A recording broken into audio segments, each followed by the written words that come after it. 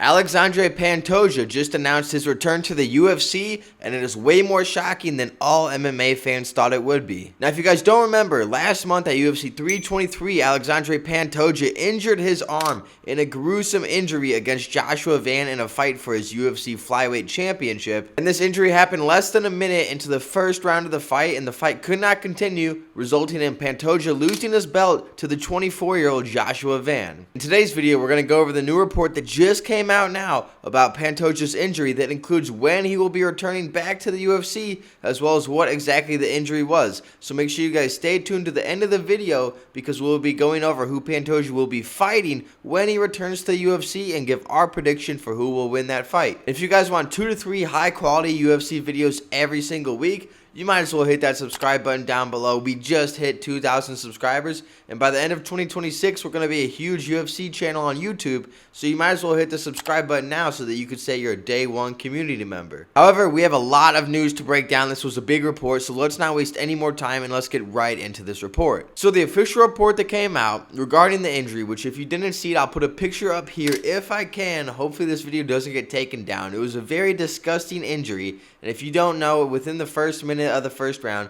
Pantoja threw a 2-punch combination followed by a head kick, which got caught up top by Joshua Van, and he leaned it back and he sort of lost his balance and went to roll out of it or land on the ground, and Pantoja landed on his arm, and it looks like his elbow just bent the wrong way and broke in half the other way. At least that's what we all thought, and it caused a big moment of confusion. Fans didn't know whether to celebrate Joshua Van being a 24-year-old winning the UFC championship against this crazy legend, or to be in horror of the disgusting injury we all just watched before our eyes.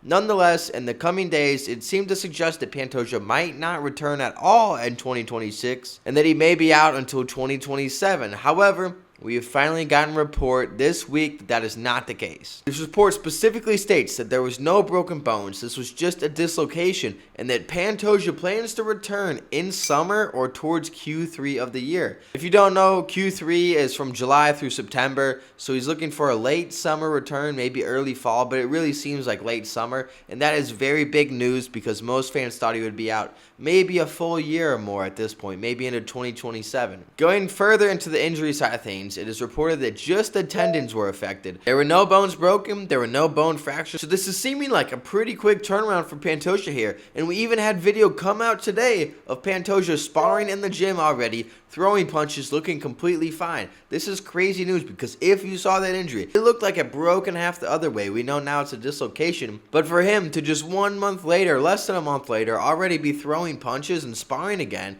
this is a very good sign, and it means that Pantoja is coming back now way sooner than everybody thought. So that's great news.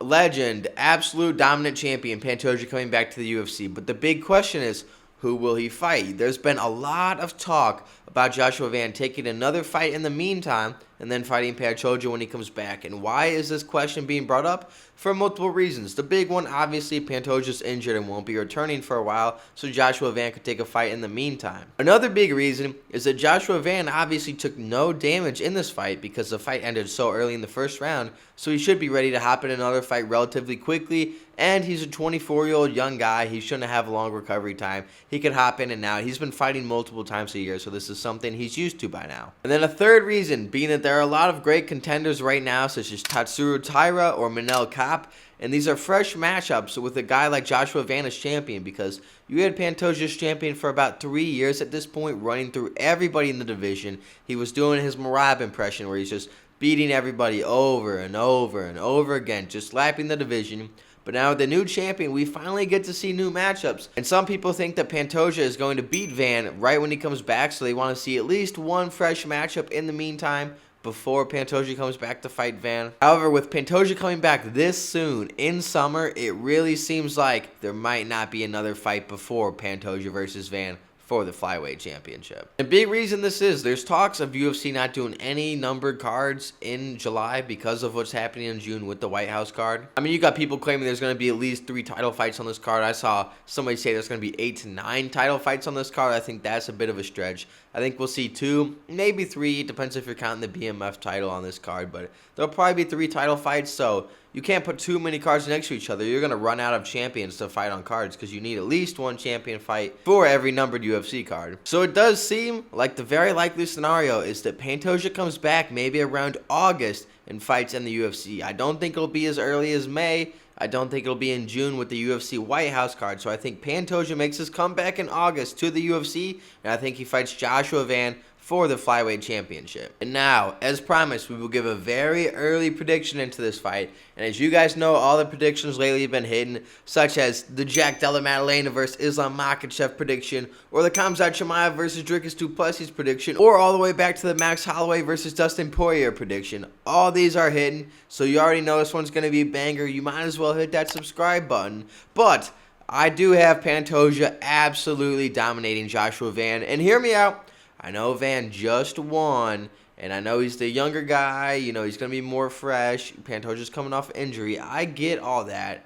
But let me rebuttal this because I got a few points on my side that I think will convince you to go the other way. And if not, you can comment down below who you think will win out of Pantoja or Van. The first point being is that was not a win saying that Joshua Van beat Pantoja. That was a very extremely unlucky circumstance where Pantoja landed on his elbow run and broke his elbow.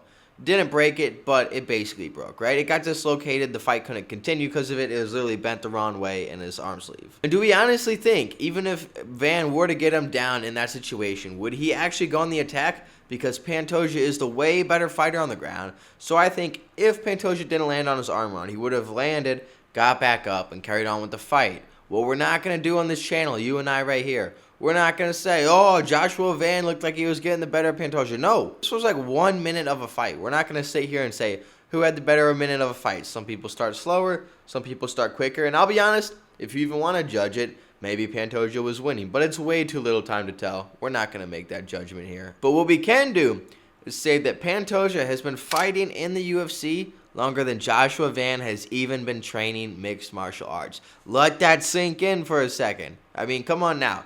He's only been training mixed martial arts, Joshua Van, for about 7 years at this point.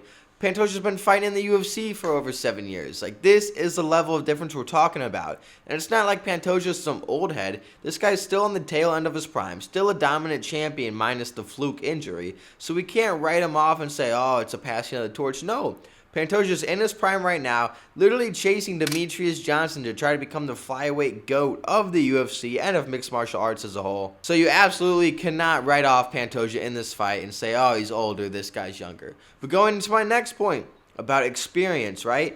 Pantoja has about 3 years straight of just 5-round fight experience, no 3-rounders, multiple 5-round fights every single year. What does Joshua Van have? 0 5-round fight experience. The only 5-round fight he had was at UFC 323 against Alexandre Pantoja, where, as we've talked about at length on this video, the fight ended less than 1 minute, lucky injury. So Van really has no 5-round fight experience, doesn't really have the bright lights experience because we didn't even get to see him perform under all the media, under all the championship, bright lights, media, microphones, all the pressure, everything. But we've seen Pantoja be winning every single 5-round fight with all the media, all the bright lights, everything that comes with it. He's been winning for 3 years straight. And we've never seen the young 24-year-old Joshua Van in that situation. Would it be such a stretch for me to say that he might crumble under that pressure, or that at the very least we don't know how he'll perform under that pressure? I don't think so, especially when he already has a loss in the UFC to someone who is nowhere near the level of Alexandre Pantoja. Now, going into a specific breakdown, I think they're pretty even on the feet. I do think Joshua Van is the quicker boxer at this stage in his career, but Pantoja has a very complete stand-up game. I mean, he has every single component. He doesn't have a weak part in his game. And then when you get into the grappling and wrestling, Pantoja is leagues above Joshua Van. You can't be training MMA for 7 years and beat a dominant champ in his prime, GOAT status, Alexandre Pantoja. That's just not how it works. The skill level, the skill gap, it's just way too big right here, and you are not going to overcome that unless the guy lands on his elbow run and dislocates it, which is what happened at UFC 323. However, if we see a rematch play out with no fluke injury, I will be betting that Pantoja will win that fight. That is just my personal opinion. You guys let me know down below if you think differently. I'm interested in hearing what all you guys got to say. But with that being said, thank you if you've watched this far. Hit like, hit subscribe. We got memberships if you want to go the extra mile. Never required. But I'll see you guys in the next video later this week. Deuces.